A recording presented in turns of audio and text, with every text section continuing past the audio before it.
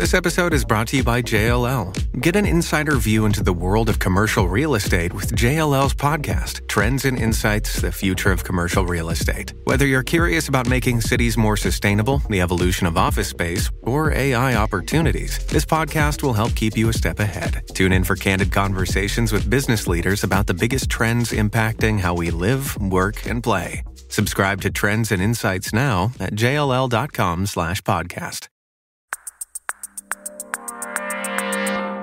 Today on CityCast Chicago, an appellate judge rules on Bring Chicago Home, complaints at city's migrant shelters are mounting, and students growing fresh produce in Altgale Gardens. WBEZ's Adriana Cardona Magigad and Sun Times' Tab Shuba are here with us to break it all down. It's Friday, March 8th. I'm Jacoby Cochran, and this is What Chicago's Talking About.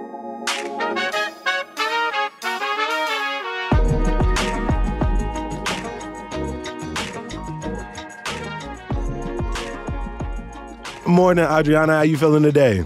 Feeling good. Yeah, thank you for having me. We appreciate you being here. Tom, how's it going in your side of the woods? I can complain. I'm very well. Right. I said earlier, I need to stop when people ask me how I'm doing. I need to stop saying I'm not complaining, because in many ways, that's what I get paid to do, and complain righteously about the things we're passionate about. We're going to do a lot of that today. But first, let's start with a little question from an episode we did earlier this week. Chicago celebrated its 187th birthday, which is aligned with the day Chicago was incorporated as a city, March 4th, 1837. So we had a whole conversation about what are some of our favorite things to do on our birthday. Adriana, I want to start with you. What do you like to do on your birthday? So on my birthday, I like going to the South Shore Cultural Center beach. They have a lovely like family beach there where you see like mostly kids and families. It's super chill. People are like barbecuing. Then there's a nature preserve back there you can walk through. Yeah, there is a nature preserve. So if you're tired of like basking under the sun, like you can just go and take a walk, meditate there for a minute. I love that spot. It's actually my favorite spot in Chicago. Yeah, it's always one of my favorite suggestions to people when the weather starts to get better. And it's a very low-key beach, and I hope that it stays that way. Hope that they continue to protect the preserve back there and the events that they've been throwing on the lawn behind the South Shore Cultural Center. When is your birthday? July 29th. Oh, so it's the perfect time to be out there. It's the perfect time to be out there. Yeah. Tom, over to you. When is your birthday, and what do you love to do when that time day come around? My birthday is October 6th, so not quite as nice as July. I mean, historically, just like hanging out at home with my loved ones. It's usually like awful and raining on my birthday, in my experience. Do you do any Halloween crossover? No, but I mean, now I have a 3-year-old, and Halloween's getting to be a big deal. So, I remember being a kid. I used to go to Discovery Zone and get the Polar Pizza, and I wish I still had that enthusiasm, but I'm not as excited about getting old as I used to be. I don't think. I wish you could visit the beach during July. I'm sort of late April, so I might get to go over to the South Shore Cultural Center. And so, Tom, hopefully you can find your own personal beach this October. Oh yeah, I mean, I'll go to the beach. I'm mostly on the north side, but I also have pretty sensitive skin as a descendant of Ukrainians and Irish people. So I gotta bring the umbrella nowadays. The extra SPF and the I'll umbrella. Be looking crazy for a few weeks after. Every single Friday, we like to bring in some great voices from across the city of Chicago to break down some of the biggest stories that were going on this week, as well as draw some attention to stories we want to make sure that people are paying attention to. And Tom, we're going to talk about a big story that's had a lot of back and forth over the last couple of weeks, and that's the Bring Chicago Home referendum. An appeals court judge has reversed the lower court ruling on the referendum. What does this mean for Chicago voters going forward? So it means essentially that they're going to count the votes, and as it stands right now, the city said they're going to report the results on election night on March 19th. Of course, this decision could now be appealed to the state Supreme Court, As far as the last reporting from that I read, that is yet to happen. You know, these real estate and business groups had not yet done that. Yeah, there has been a bit of whiplash over this whole thing because we had a Cook County judge ordering votes shouldn't be tallied. Essentially, the argument is about the wording of the referendum question, which critics say it violates the state constitution because it kind of combines multiple questions into one. Um, and those questions kind of hinge on the two aspects of this proposal, one of which is properties valued at more than $1 million would be taxed higher. Money would be used to what the city estimates would result in about $100 million annually to fund homeless services. Um, and then property values under that amount would see a tax cut. So that's kind of where the issue came up and how it was framed. But the appellate court said it can go on, and they'll count the votes, and the votes have continued in the interim. So Yeah. we'll see kind of what's next. This is a big initiative of the mayor's, so a big legal win for him. Yeah, Justice Raymond Mitchell, he basically said it's not for the courts to rule on the validity of a proposed law until the legislative process is complete. But he also very blatantly called out the lower court's ruling and said, y'all's justification wasn't very clear, right? You had a failure to explain your reasoning for ruling against the referendum. Is this likely to be overturned at the state Supreme Court? I don't know. I do know from the appellate court's ruling, essentially they said, like you said, that, this hasn't been decided. And so it's still kind of under the auspices of like the legislative process. And so they weren't going to poke their head into it. I'm no legal expert. So I'm curious to see what possible direction this has to go in. But, one of these groups that was a plaintiff on the lawsuit, basically said they were reviewing it from what I read in the Sun Times, and they didn't make any sort of commitment to filing anything from what I read. Well, some important dates to remind people of. Early voting is available now in all 50 wards. March 14th is your last day to apply to vote by mail. And of course, March 19th is Election Day.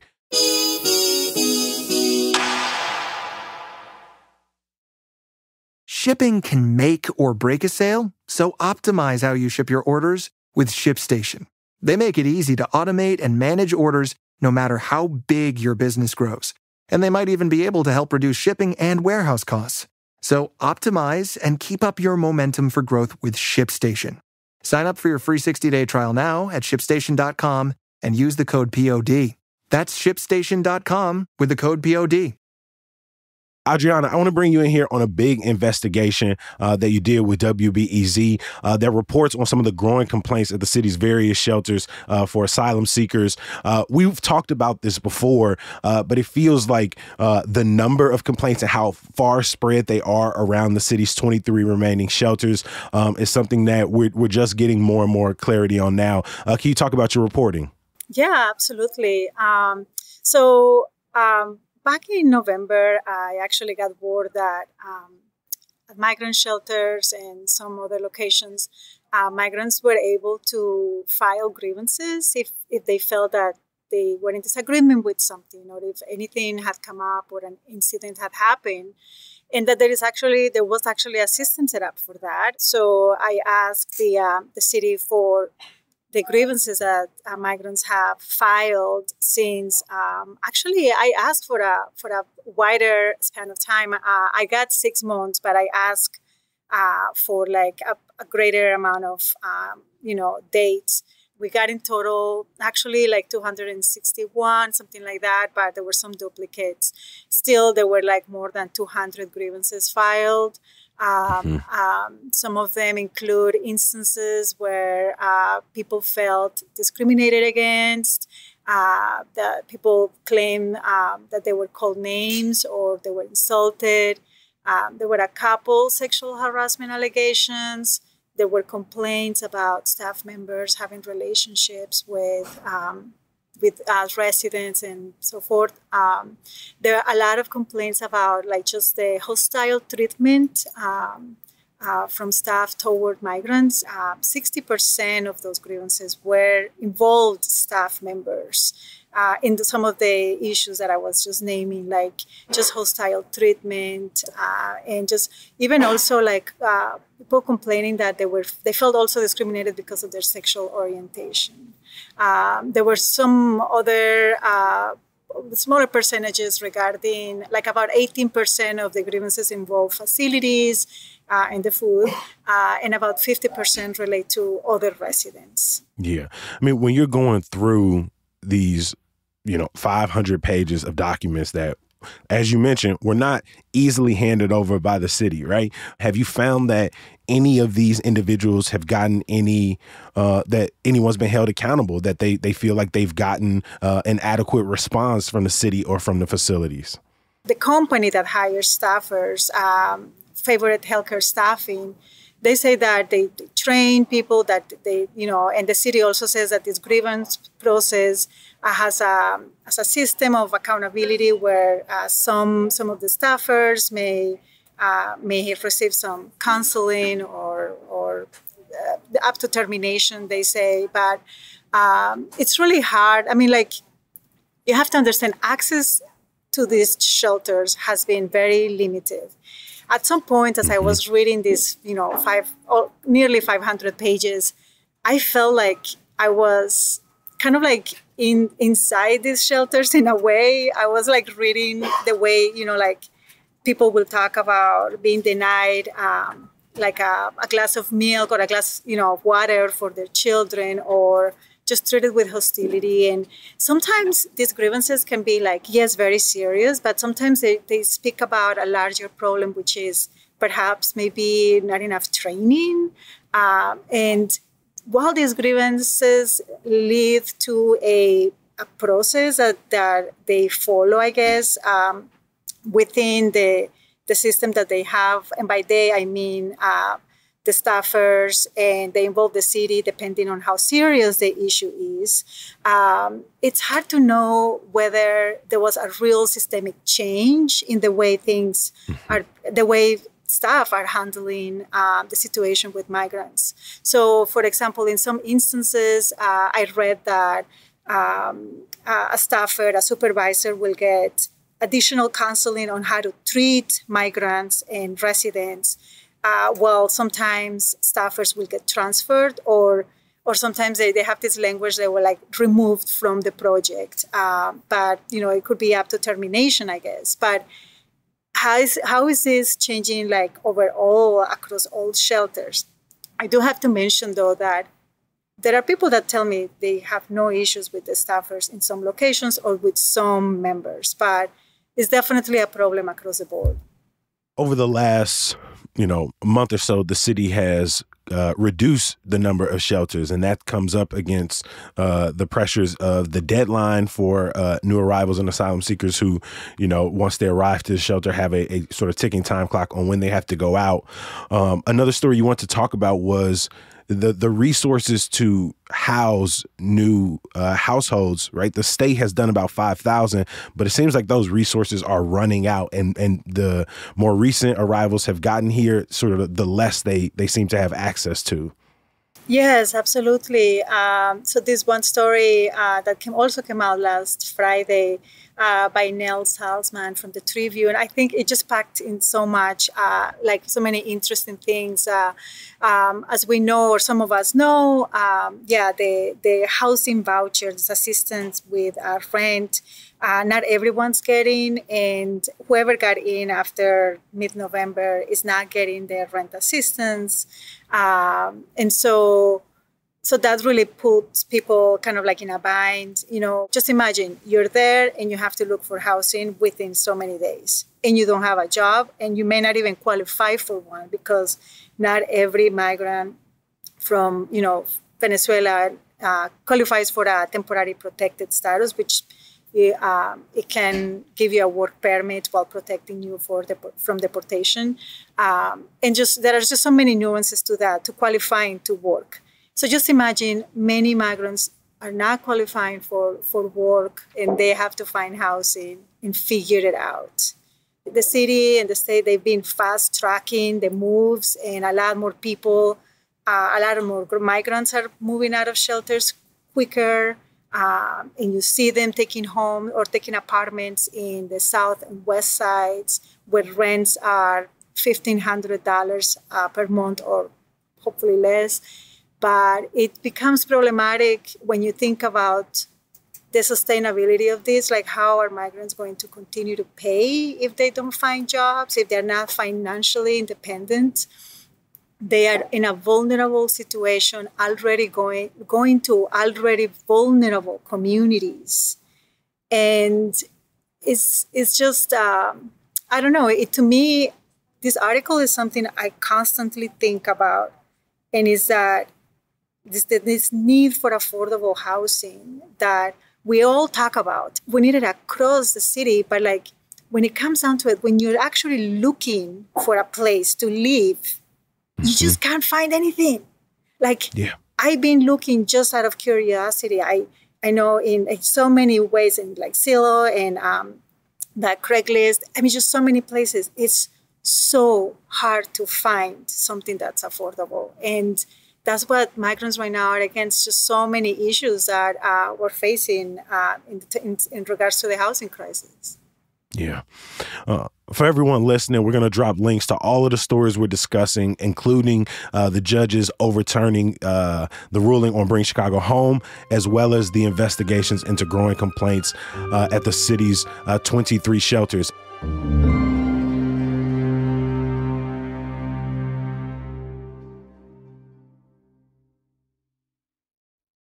I'm here with WBEZ's Adriana Cardona Magugad and sometimes Tom Schuba. Tom, an article came out from Injustice Watch's investigative reporter Carlos Ballesteros this week that I'm going to just say enraged the hell out of me, man. Sort of reading through this notorious profile and this cop who is now running to be a judge. It was a lot to take in, man. Can you kind of catch CityCast listeners up on this one? A few months ago, Dan Mialopoulos and I, my colleague from WBEZ, reported that Poulos had filed to run for judge in the 20th Sub-Circuit, which runs along the lakefront.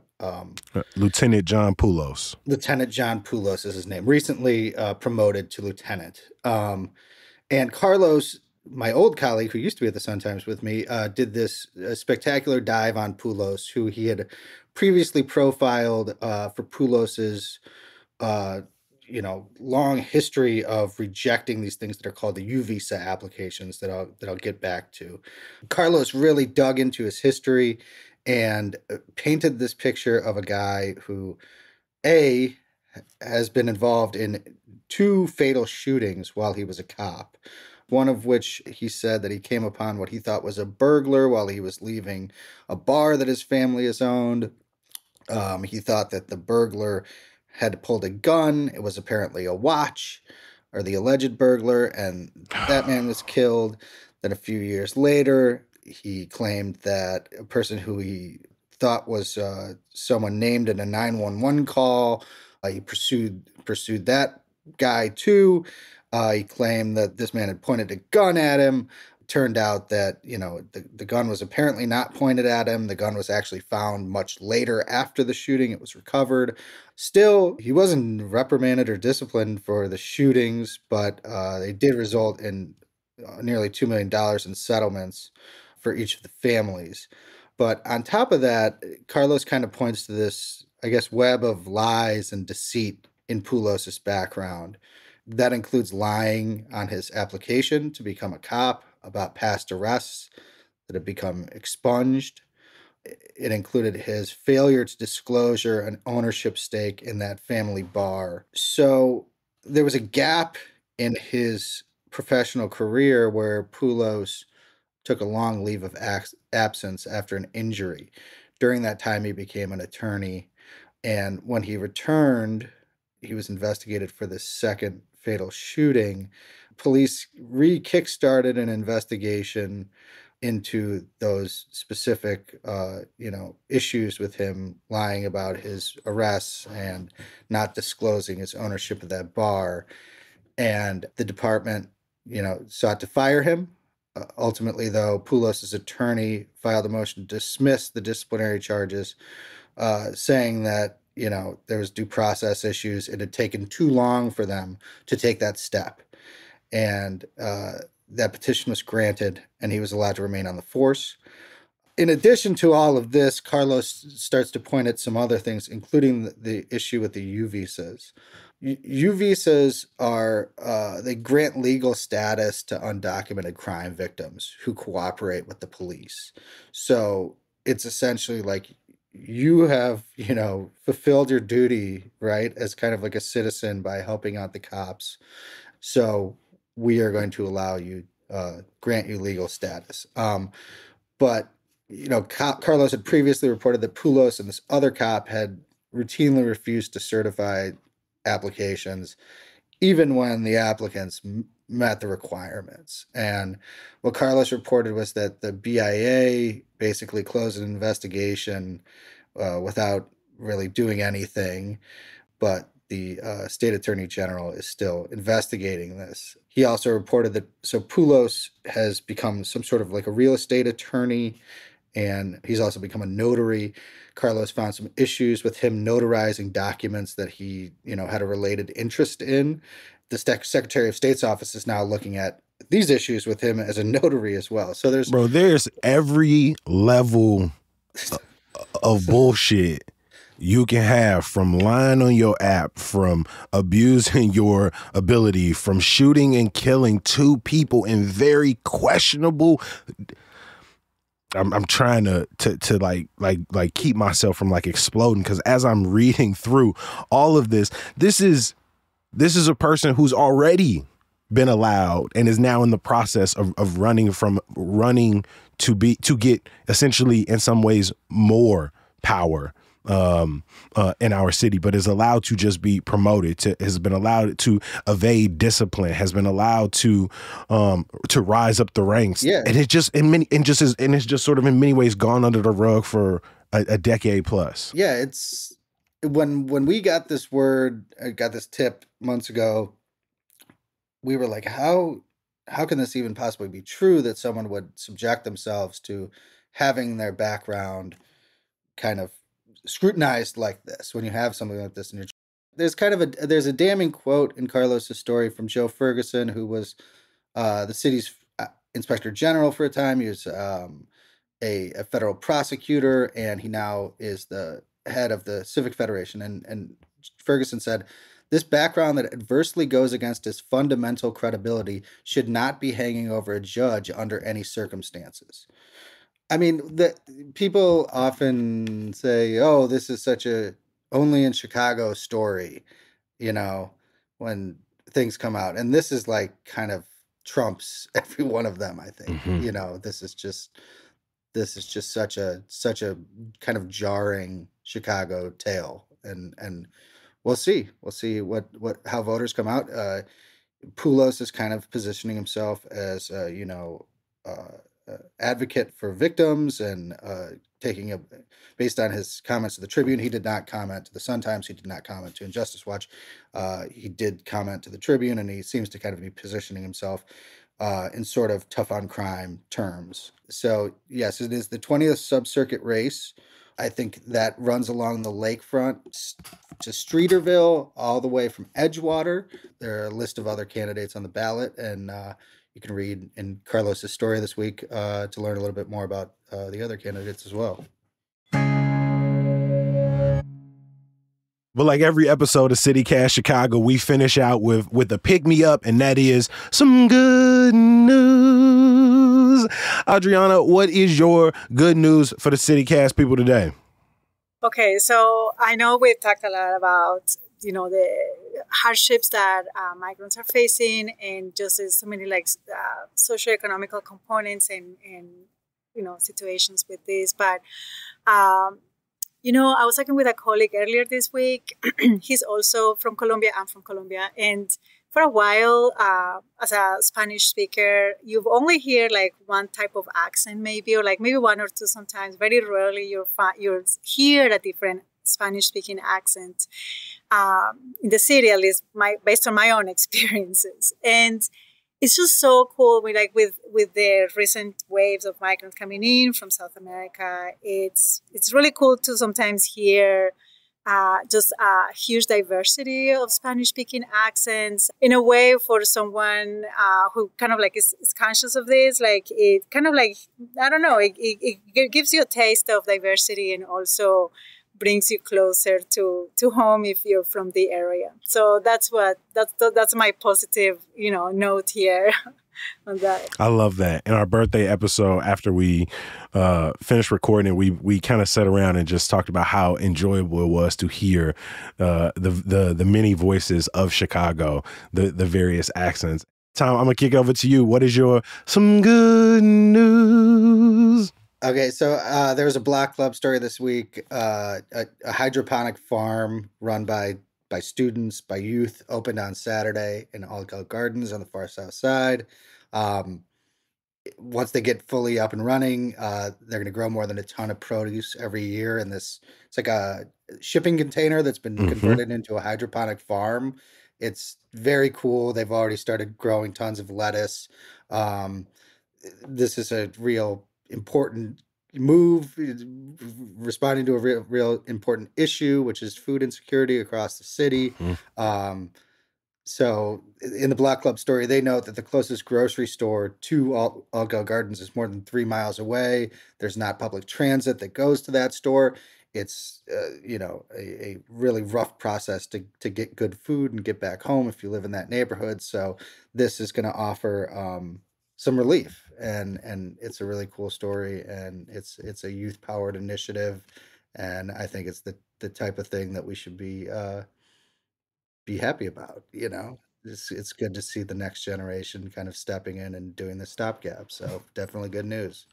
And it's happening in a neighborhood that brought us Hazel Johnson, the mother of the environmental justice movement. And so to be talking about sustainable farming in a neighborhood that we all know has been heavily disenfranchised from. So many people in this city don't even know the city go down to 130th and Ellis. But beginning at 11:30 a.m., people can visit Boeing Harvest at 130th and Ellis for a community market, food trucks, and free boxes of fruits and vegetables provided by Top Box Foods.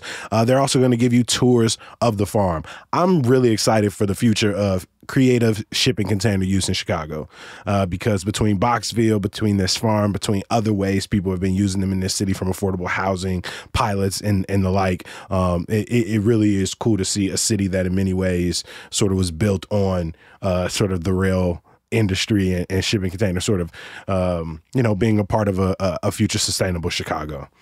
I will close us out today with my good news. And, Chicago, Illinois, we basketball lovers. And last week we had an exciting state finals for the IHSA women's basketball tournament. And this week finishes up the men's IHSA state basketball tournament. And there's some close home names. Maybe Mount Carmel might pull something off. Maybe Homewood Flossmoor might pull something off. And I got some great friends that have gone to both schools. And if either of those teams win a state championship as the tournament wraps between yesterday, today, and tomorrow, I'm not going to be able to stop hearing about it over the next few months. And so shout out to all of the teams that are remaining in the state tournament. I know this is an exciting time for a lot of them. And shout out to the Sun-Times for covering the high school basketball beat. I really appreciate it. I have to give a huge thank you to our guests today from WBEZ, Adriana Cardona Magligad, and Sun-Times Tom Schuba. Thank y'all for making time for us here at CityCast. Yeah, thank you. Thanks, Jacoby. Before I let you go, I'm going to give you a quick reminder. Remember, CityCast Chicago has a ton to offer you beyond the podcast. You can bookmark our website, chicago.citycast.fm, for great neighborhood guides, the latest in news, and the best events happening this week all across the city. You can also get these things in your inbox every morning, Monday through Friday, by signing up for our newsletter, Hey Chicago. And if you really love the work that Hey Chicago and CityCast Chicago is doing, please consider becoming a member. Starting at just $8 a month, you'll get ad-free listening, members-only updates, and you can help us make another 750 episodes and newsletter. That sounds like a lot, but it goes by really fast. It's already been 3 years, and we'd like to stay here for years to come. Of course, I got to thank the people who make the podcast and newsletter possible. That's our executive producer, Simone Alisea, our producer, Michelle Navarro, our newsletter editor, Sydney Madden, the people who make the music and stingers we all love and ask a lot of work from, Sam Thousand, All the Kimonos, and Mark Greenberg from the Mayfair Workshop. Hey, if you enjoy the show, not only sign up for the newsletter, bookmark the website, and consider becoming a member, but also share us with your friends and family. We're trying to grow the podcast. I'm trying to take over the city of Chicago. We're trying to blow up, blow up, blow up. All right, I'm doing a little bit much there, but I think you kind of get my gist. I'm just trying to, spread the love. We're going to be back here bright and early on Monday. Hopefully you'll join us. Peace.